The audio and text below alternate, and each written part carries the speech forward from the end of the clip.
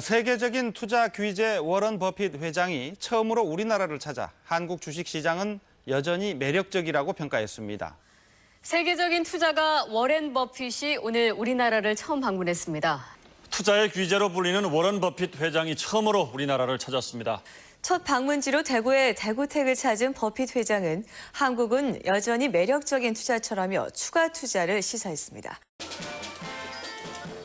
Warren Buffett visited Korea for the first time on October 25th. The visit to Daegu Tech, the first company in Korea he acquired in 2006, generated considerable public attention in Korea and throughout Asia. Mr. Buffett and Mr. Eaton Wertheimer, the shareholders of the IMC Group, visited Korea to see Daegu Tech, which is a leading company in the metal cutting industry in Korea, and the investment he has committed to. Daegu Airport was busy when Mr. Buffett's arrival became imminent. As a global star of the world stock markets, the visit attracted coverage from major newspapers and broadcasting companies such as AP, CNBC, and so on. Finally, Mr. Buffett's private jet appeared on the runway.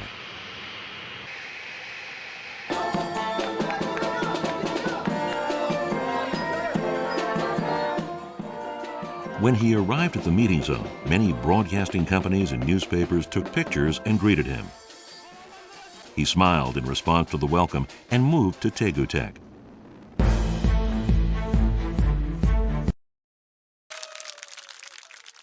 Warren Buffett and IMC chairman Eaton Wertheimer arrived at Daegu Tech receiving a warm welcome from Daegu Tech employees. First, they conducted a plant tour to measure Daegu Tech's value as a company that cares about technology competitiveness.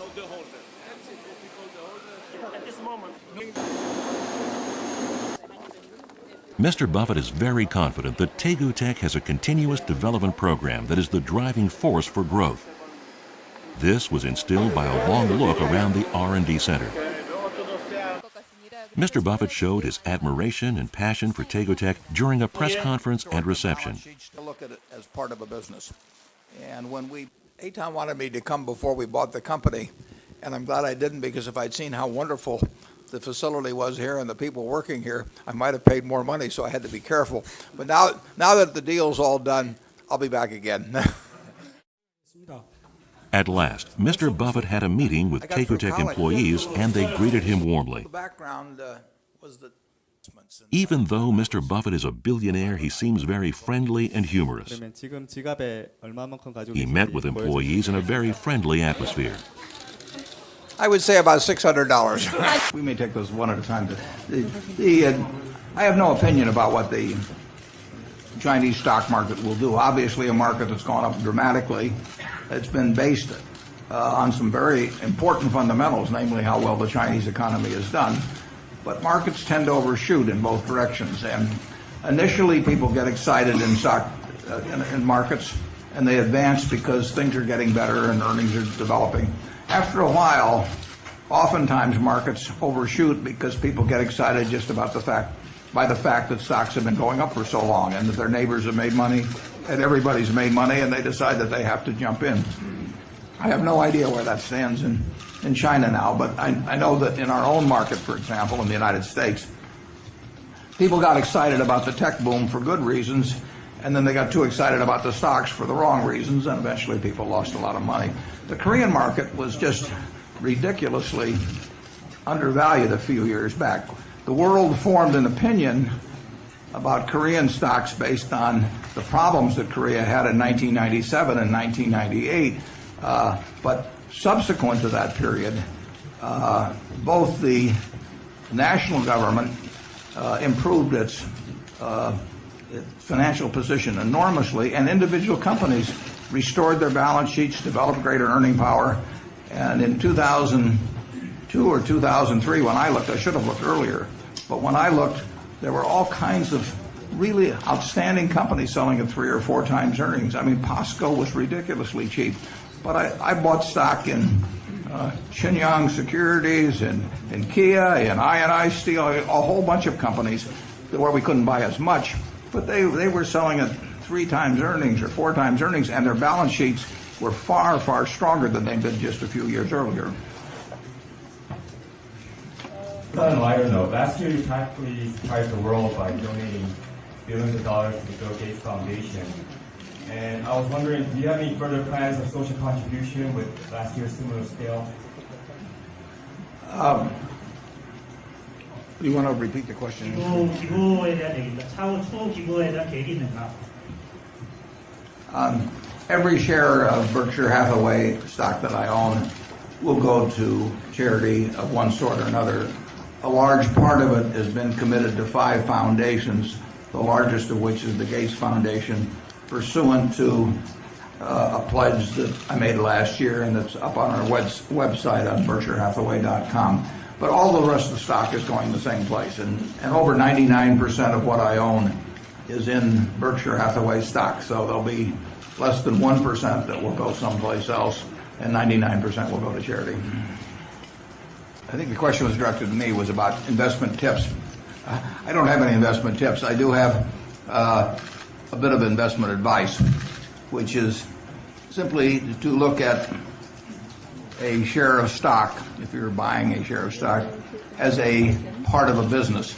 In other words, it's not some little thing that it has a chart where the price goes up and down, or the volume, or people talk about it on television or anything like that. You want to look at it as part of a business. And when we bought POSCO, for instance, it had about 90 million shares outstanding. It was selling at about 150,000 won. And we simply multiply 150,000 times 90 million, and we try to decide whether the business is worth more or less than that amount. And we thought it was worth a lot more. But the important thing is always to go back to the fact that when you buy a stock, you're buying part of a business, and you're not buying something that is going to go up next week, or the dividend's going to increase, or that's going to be split, or something of the sort. If the business does well and you buy it at the right price. Regarding your question of the IPO, Mr. Buffett and Berkshire Hathaway and me and my family, we are partners, and we have no plans at this stage to go IPO. We wouldn't have come to Berkshire Hathaway if we wanted to go IPO, and we don't have a reason to go for IPO. Tegotech and IMC Group, its job is to find very good customers and make very good product for those customers and create value, and that's what we do best. We will not sell a share of Tegotech. We love it. We'd rather sell parts of it. We'd rather sell a member of our own family.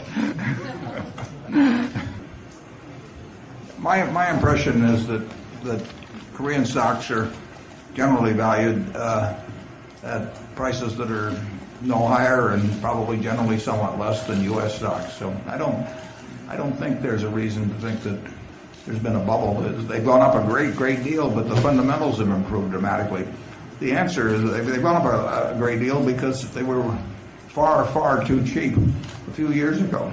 Now, bear in mind that 4 years ago, just in terms of my personal portfolio, I was looking all over the world to just invest money, and I ended up with practically all Korean stocks in my own personal portfolio, aside from Berkshire Hathaway stock. So, a bubble, I think they wanted the definition of a bubble more. And a bubble is when people lose sight of the underlying economics of the intrinsic value of the stocks they're buying, and they forget all about it.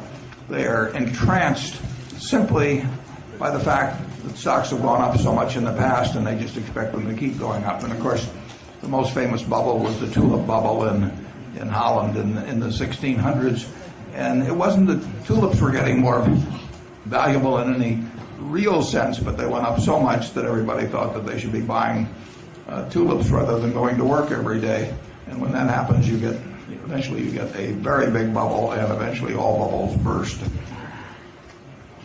Hi, Guy Olden from the market. We know you avoid technology stocks, but have you ever considered buying into any internet companies like Google maybe? 구글 같은 인터넷주에 투자할 생각은 없으신가 하는 질문입니다. 기술주는 지금까지 피해오신 것 같은데요. Unfortunately, I wasn't that smart. I know the fellows that run Google pretty well, and we do a lot of business with them at Geico. We buy a lot of keywords from them. It's not hard to see that Google is a phenomenal company, but Google is valued at about $200 billion in the market now. So to make 14% a year, Google has to be valued at $400 billion in 5 years. It may very well be. It may be valued at $500 or $600 billion, but I'm not smart enough to figure that out. They have in tech, you get change, and the question is who is the best at predicting change. And I'm not really very good at that. I will predict that Tegotech will do wonderfully over time, but it will do modifications of what it's doing now, but the basic situation will be the same, and they will be delivering a superior product. There are all kinds of people that would love to take away Google's business from them. They're going to have a tough time doing it. But I can't make a better prediction about whether that will happen than the next guy, and so I don't play in that.